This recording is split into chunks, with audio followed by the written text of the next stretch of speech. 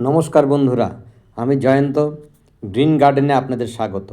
আপনি যদি আমাদের চ্যানেলে নতুন দর্শক বন্ধু হয়ে থাকেন, তবে চ্যানেলটি সাবস্ক্রাইব করে আমাদের পাশে থাকবেন এবং নতুন আপডেট পেতে পাশে থাকা বেল আইকনটি অবশ্যই প্রেস করবেন। আজকে ছাদ বাগানে সাদা জামের যত্ন সম্পর্কে আমার অভিজ্ঞতা দর্শক বন্ধুদের শেয়ার করব। নভেম্বর মাসের মাঝামাঝিতেই জাম গাছ পুরোপুরি ডরমেন্সিতে চলে গেছে। আমি সেপ্টেম্বর মাসে শেষবারের মতো ভারী খাবার অর্থাৎ মিশ্র খাবার দিয়েছিলাম। নভেম্বর মাসের শেষ দিক থেকে মুকুল ধরার আগে পর্যন্ত পরিমাণ মতো জল দিয়েছি, কেননা বেশি জল এবং খাবার এই সময় দিলে প্রচুর ডালপালা হবে, ফুল আসবে না। যাই হোক, ডিসেম্বর মাসে আমি গাছে পরিমাণ মতো পটাশ এবং সিঙ্গেল সুপার ফসফেট গাছের চারপাশে ড্রেন করে তাতে ছড়িয়ে দিয়ে মাটি দিয়ে ঢেকে দিয়েছিলাম।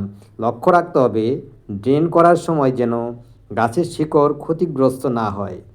যদিও জানুয়ারি মাসের শুরুতেই গাছের পাতা হলুদ হয়ে ঝরতে শুরু করেছে এবং জানুয়ারি মাসের মাঝামাঝি থেকে পাতার সঙ্গে অর্থাৎ কচি কচি পাতার সঙ্গে জামের মুকুলও বেরোতে শুরু করেছে। এই মুকুল আসার ঠিক 15 দিন আগে 1 ml মিরাকুলান 1 লিটার জলে মিশিয়ে স্প্রে করেছিলাম এবং 2 গ্রাম বোরন 1 লিটার জলে মিশিয়ে গাছের গোড়ায় ঢেলে দিয়েছিলাম। বোরন যদি গোড়ায় ঢেলে দেওয়া হয় সেক্ষেত্রে স্প্রে না করলেও চলবে, আর যদি স্প্রে করা হয় তাহলে গাছের গোড়াতে না দিলেও চলবে, দুটো একসঙ্গে করা যাবে না। আমার জাম গাছের মুকুল এখনও ফুটেনি।